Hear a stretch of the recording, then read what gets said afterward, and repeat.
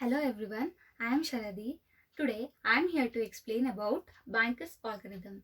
Here we are considering 5 processes along with allocation, max and available in the given.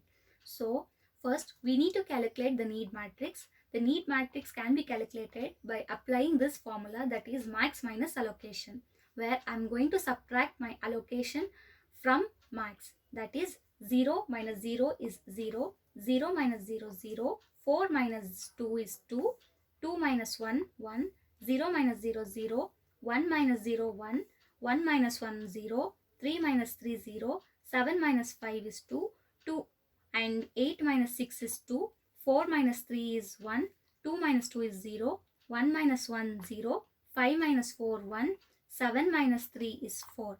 So this will give me need matrix. So my Banker's algorithm tells if my condition is need of I is less than or equal to available. If this condition is true, I am going to update my available value by applying available plus allocation formula. So first I am going to consider need of P naught, where my need of P naught is 002. So if this is less than or equal to, that is the exactly currently available value, that is 102. So this condition is true and I'm going to execute this process. So I'll be adding this P naught into the safe sequence, that is P naught. Now my new available value will become 102 plus 002. This 102 is my available value. Along with this, I am going to add 002. This is my allocation of P naught value and this gives me answer as 104. And next, I will be comparing my need of P1 with new available value, that is 101 with 104. So if this condition is true, I am going to execute even this P1 process and this is being added to the safe sequence.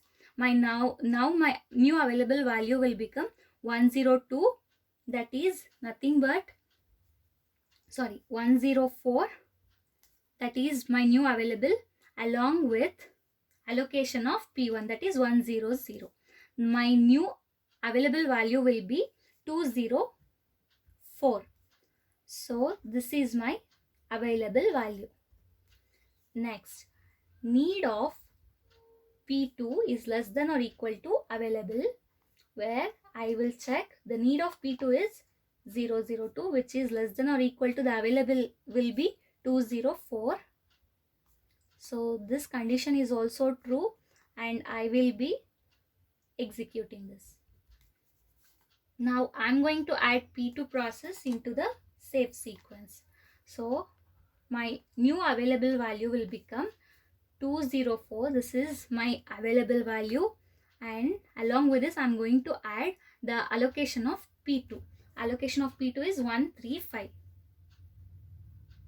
So which gives me 339.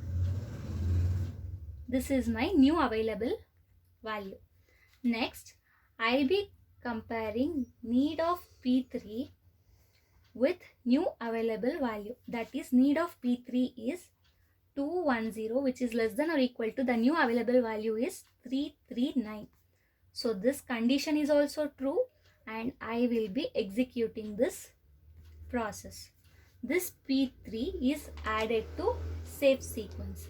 So my new available value will be updated with the currently available value, that is 339 plus allocation of P3, 632. So my new available value will be 11, 6 and 9. This is my available value. Next, we are going to compare need of P4 with updated available value, where need of P4 is 014 less than or equal to new available is 9611. This is also true and I will be executing this process. So my process P4 is added to the save sequence. So my new available will be the present available, that is 9611, plus allocation of P4, that is 143, which will give me 10, 10, 14. So this becomes my new available value.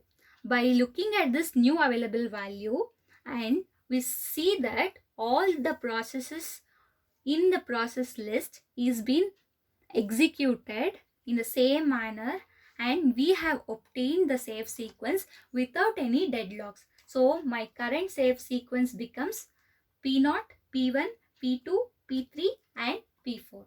Yes, now the system is in safe state.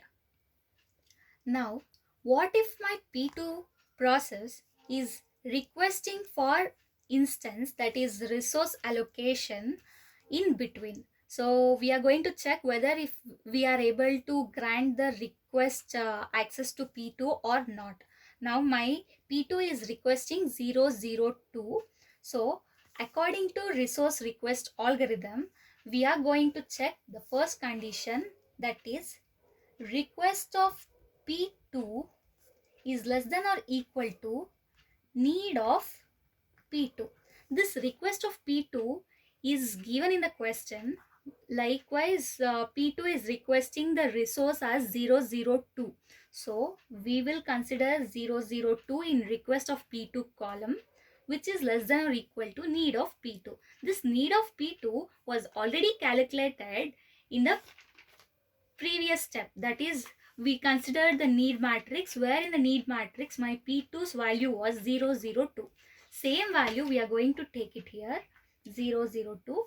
We will compare these two. If this condition is true, yes, this is also true, and if this condition is true, we are going for the next step, that is we will check if my request of P2 is less than or equal to available. This available should be taken as 102, the first initial value of available. So now my request of P2 is 002, which is less than or equal to 102. So if this condition is true, we will proceed and we are going to calculate the available, that is the new available. The updated available value becomes 102 minus request of P2. Now request of P2 is nothing but 002 minus 002, which gives me 100. This is my updated available value. Next, I will be calculating allocation of P2. That is, I am going to update the value of P2, where allocation of P2 in the previous step was 135. That is 135 plus request of P2, that was also 002. So here it is 002. When I add these two, I will be obtaining it as 137. Now 137 is my updated allocation value of P2, and I'll be also calculating need of P2. Need of P2 is given by the previous need, that is 002 of P2 minus request of P2, that is 002. So this gives me 000 as value. So all these three values should be updated in my new table, where all the other values remains the same. I'm going to just update allocation of P2 as 137, where other allocation of the processes remains the same, and available of P2 will become, it's not exactly about P2, the available will become as 100, and the need of P2 will be 000.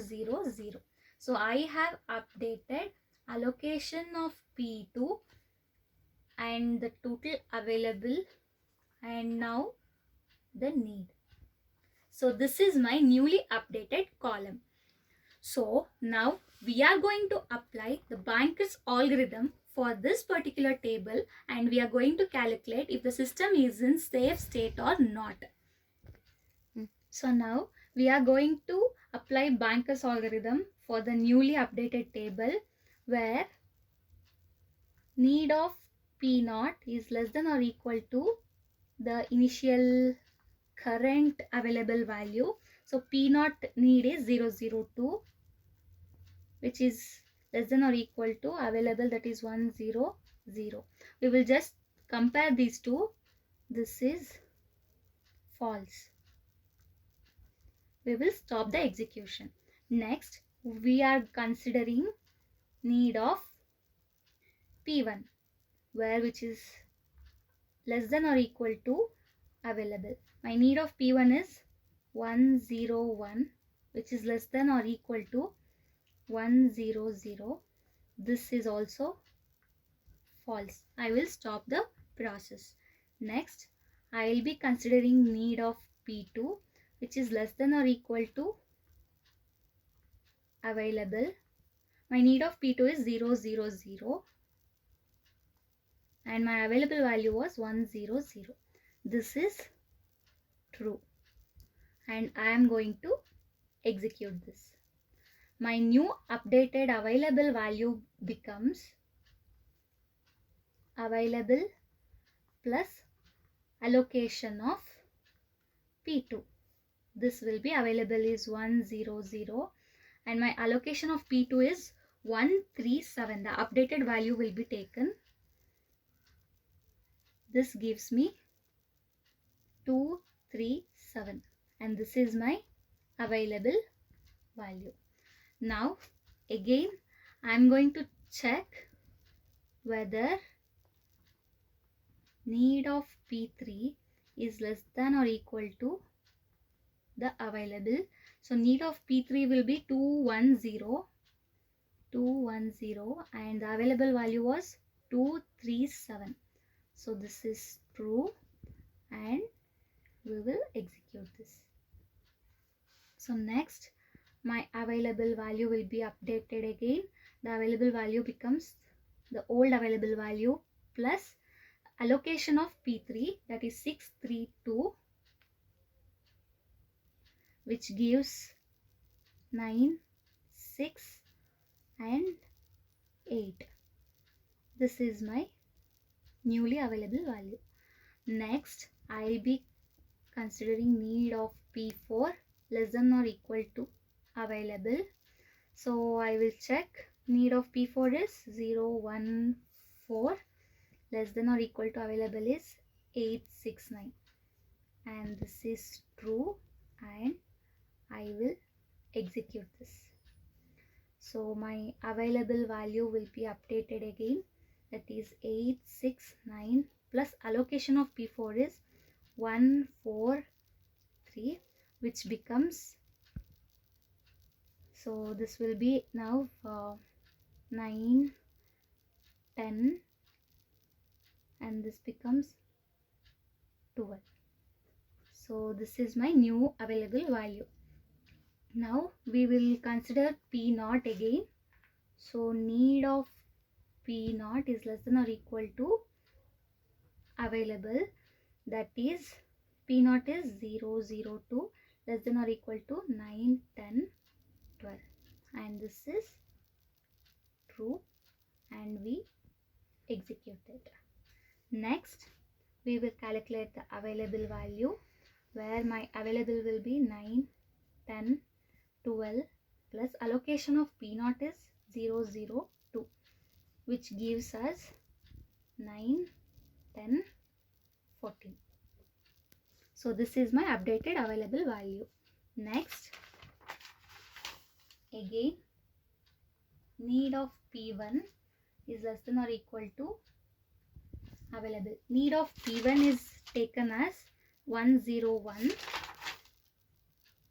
which is less than or equal to the new available value was 9, 10, 14. We will check this is true and we execute this. Now my new available value will become the current available value, that is 9, 10, 14, plus allocation of P1, that is 100. This gives me 10, 10, 14. This is my new allocation value. Now my safe sequence will be, first executed the process was P2. I'll put P2 to safe sequence. The second executed process was P3. I will apply P3 here. And the third was P4. Next was P0. And the last one is P1. So we are able to allocate all the processes, and this is in safe sequence. We can obtain the safe sequence here, and there is no deadlock that is been occurred here. So yes, the system is now, it is in safe state. So yes, we can allocate the resource for the requested for the requested resources from P2. So this gives resource request algorithm. Thank you.